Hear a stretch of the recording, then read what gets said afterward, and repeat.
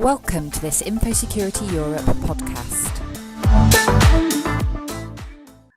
Hello, I'm Meha Shukla.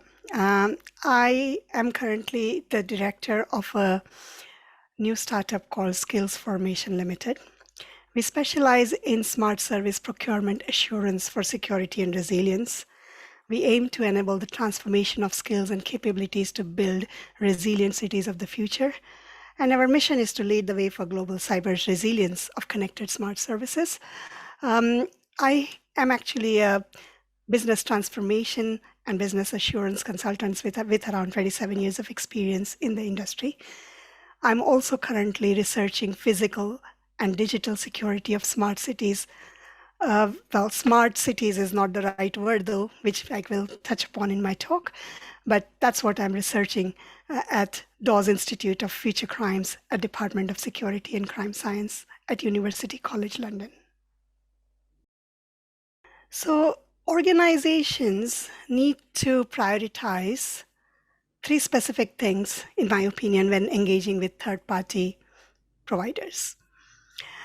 The first problem that organizations face is the fact that they have to sift through a plethora of international guidelines and standards with the development of smart cross-sector services. So they need to make sure that they prioritize assurance of the key controls to be embedded within the procurement so that the resilience, security, safety, privacy, the four pillars of a smart service are really are actually taken care of, right, by design, frankly, as we say it. So we do need this to be embedded within the procurement, contract management, and operations of critical services. That's the first thing. The second thing is that there needs to be clarity on appropriate and proportionate security measures that they should seek to assure from third parties based on the criticality of service components, because there's always a limit to what the third parties can do. It's better not to boil the ocean and focus on what's appropriate and proportionate risk mitigation. The third point is that the organizations need to assess not just the security risks. They should not just be focusing on the data. They need to be looking at operational resilience and liability risks in event of disruption of citizen-centric services. It's high time we understand that disruptions are business as usual, be it a cyber attack, be it human error. So all these need to include holistic operational risk management, which includes physical locations, people, processes, and cyber for critical components of composite services in the entire ecosystem. Well, to start with, I would definitely want to compliment what government, especially and NCSC are doing, CPNI are doing, which is Center of Protection of Critical National Infrastructure. So what they are doing is trying to build a holistic approach because of the line that's becoming gray between digital and physical. So they are working together to help the different organizations and support the third parties as well. Now, what I understand from my experience is that currently there is a lack of a benchmark and an appropriate methodology to understand what the third parties need to comply with in terms of end-to-end cyber resilience for the safety, security, privacy of smart services. So I understand that the connected services make it harder, but the first thing I think they should be helping with is, helping private and public organizations come together to come up with a simple benchmark that the third parties can use and the city authorities can also use to build some assurance system around the cyber and physical components of a smart service to protect it from disruption is what I mean.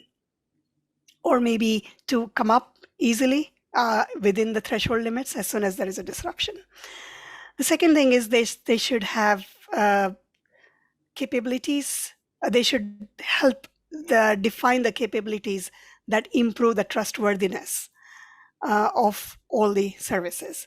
Now, it's good to give a link to all the different guidelines and all the different things they should do, but then that goes in pages and pages and pages. So it's much easier if there is something in the middle to translate those guidelines into the concrete actions, which is what we are working towards as a Skills Formation Limited anyway. And the third thing they need to be doing is to ensure that the risk reduction strategies do not stifle the innovation. That's pretty important in my opinion. Right. So my talk is on 13th of July, 2021, of course, and the timing is 2 o'clock. I will be talking about how we can adopt security and best practices in the day-to-day operations. So the focus is going to be on not just the cybersecurity or cyber resilience risks, but how do we embed all these principles into the day-to-day work, right from procurement, contract management, all the way to the operational resilience points. And I will be discussing a case study from London Borough, 9 London boroughs and London Office of Technology and Innovations procurement framework that we are seeking to upgrade to embed these principles. It will be followed through with a panel discussion on cyber resilience, on securing UK's most critical infrastructure. I think the recent paper that I've published along with the policy recommendations from University College London to the DCMS and NCSC on the back of my research on how effective is the NIS regulation to manage the critical national infrastructure cyber resilience would definitely be a part of this panel discussion. Thank you. Thank you for listening to this Infosecurity Europe podcast.